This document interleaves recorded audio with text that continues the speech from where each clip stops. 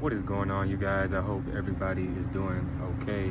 I hope everybody is staying in the game, keeping their head up, continuing to pray, continuing to have belief that everything will be all right, continue to have belief that we will have freedom, that we will have justice, that we will have equality.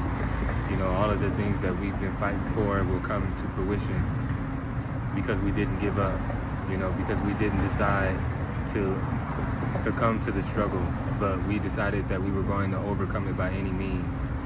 So just stay in the game, you guys. But the reason why I came to do this video tonight is because I had something that I've been wanting to talk about for a while now. It's been on my mind for about a few years.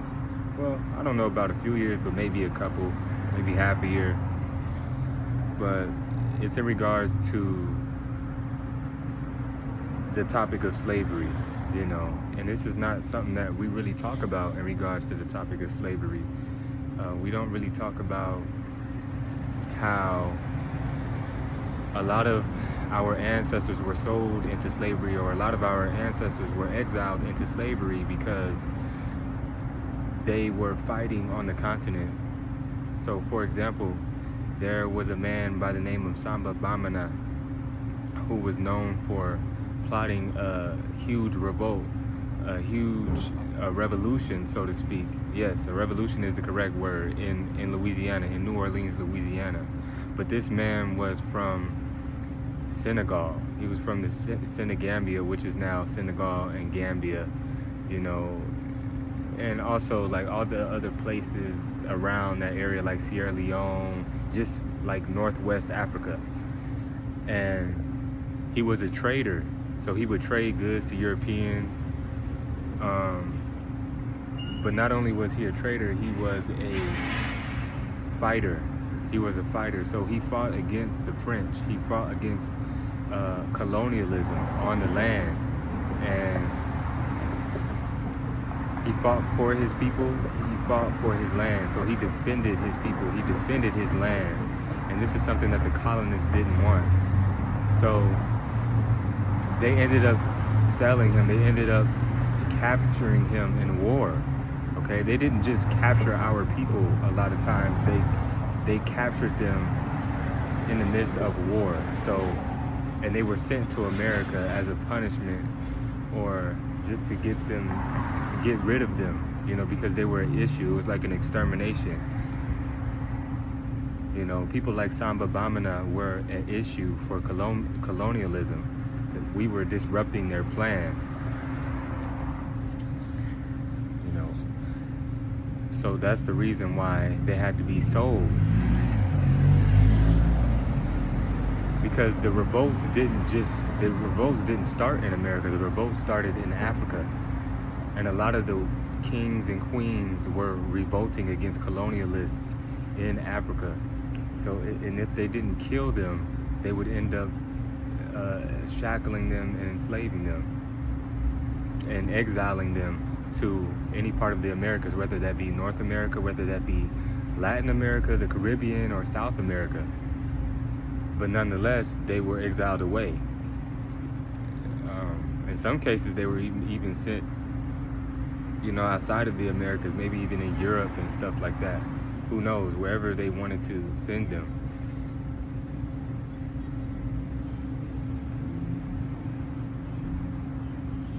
But it was imperative that they got rid of them. It was imperative that they, just like how today they'll exterminate or jail you for being a revolutionary, for being a revolutionary leader. That's the same thing that's been happening to us ever since they stepped foot on our continent, ever since we came in contact with them in Egypt. And then after that, they came back a second time during the colonial wave, so to speak,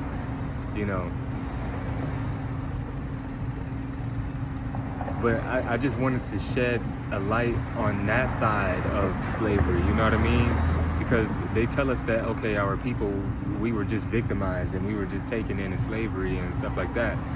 But they don't tell us how many of us were fighters before we even got to the Americas. How many of us were kings, were war generals, were warrior queens. You know what I'm saying? Like Queen Nanny of the Maroons. I think she was born in Jamaica, but you know, she still embodied the African warrior spirit, the queen warrior spirit. And then you have people like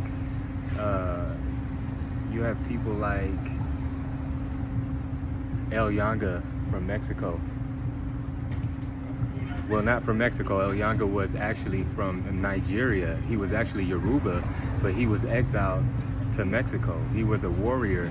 He was a warrior general in Nigeria, but he was sent to Mexico to work in the fields in Mexico. So he worked in the sugarcane fields in Mexico.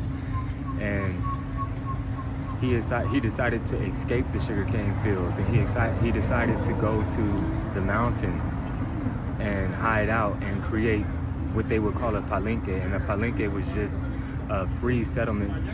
It was a town that was free from enslavement. It was a town that was free from colonialism, that was free from the Spanish. And he successfully built these. Built his palenque and was able to recruit other runaways to his palenque. And there, that's where they lived. That's where they retained their culture. That's where they grew their food. And that's also where they would bring weapons in order to fight the colonialists, in order to fight the Spanish. And he was successful for a long time. He did go through a lot of trial and tribulation in regards to the Spanish, because the Spanish would always bring them treaties, and treaties that were fraudulent, treaties that would always try to end. It was baseless treaties. It was based on no foundation. It was just a means to get them back into slavery. So El Yanga, he eventually figured this out, you know what I mean? And he just knew that he had to fight. It was just a constant battle between the Africans and the Spaniards, and they really didn't want to fight because they knew that the Spaniards had superior weaponry. They knew that the Spaniards had superior armory. So what they tried to do was really they tried to move farther, you know what I'm saying? So they wouldn't be captured or they wouldn't be figured out. And that was pretty much the plan for a lot of Maroons, not just in Mexico, but also in Brazil, even in places like Louisiana. So, I mean, Samba Bamana, he's an example of a Maroon in Louisiana. But what I'm trying to get you guys to see is that these people were warriors in Africa. These people were warriors before they even got to the Americas. You know, these people were already warrior kings, and they established their dominance wherever they went. They established their military presence. They established their kingdoms, you know, because they would call them Maroon settlements, but in my opinion, Maroon settlements were really many kingdoms, many African kingdoms that were re-erected in the Americas, you know. And El Yanga's was one of the most prominent Maroon settlements in the Americas. That was like, they were like a free republic in Mexico 500 years before Haiti. So if you guys never heard of this, I encourage you to research it. I encourage you to learn about it, and I encourage you to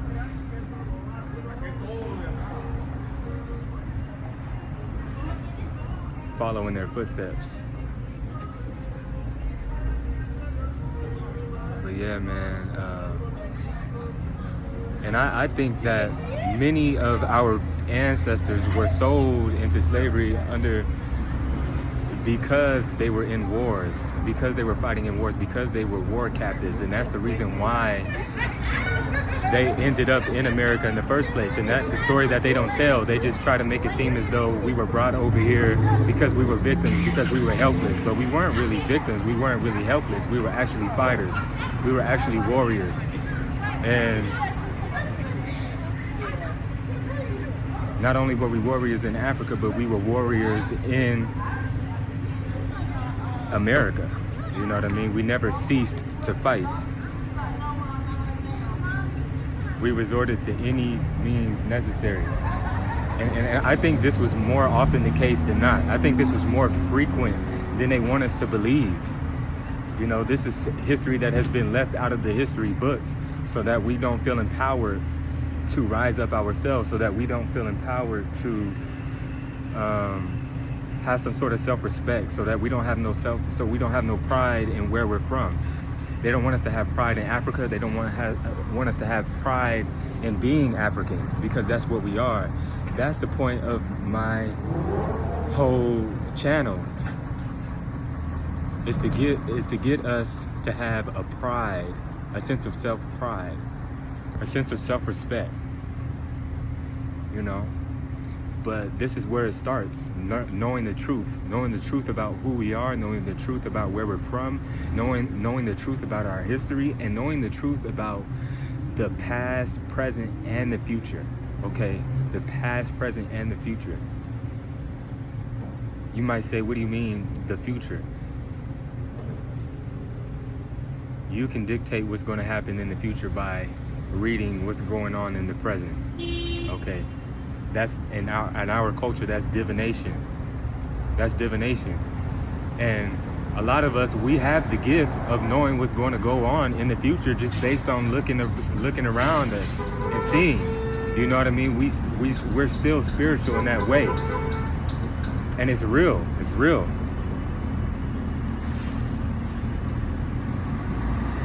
Because I already knew.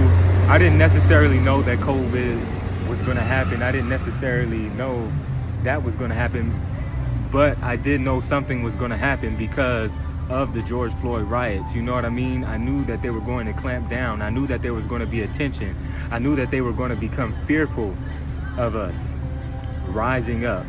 So that's what they had to create,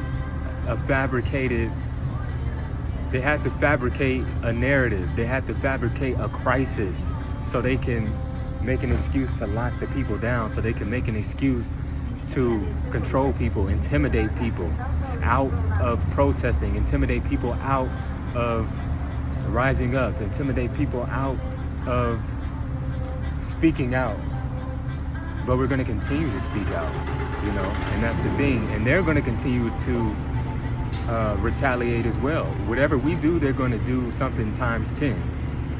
That's what I'm learning as of recently. Whenever we try to do something for ourselves, they will put in more effort to stop us. We're really still in the same situation here, man. We're Africans. We're from Africa. We're not supposed to be here. You know, we're still hostage here. We're descendants of people who were kidnapped. We're descendants of human trafficking. You know what I mean? If we know those truths, then we know what's going on in the present. We're war captives. Our ancestors were war captives. That's it.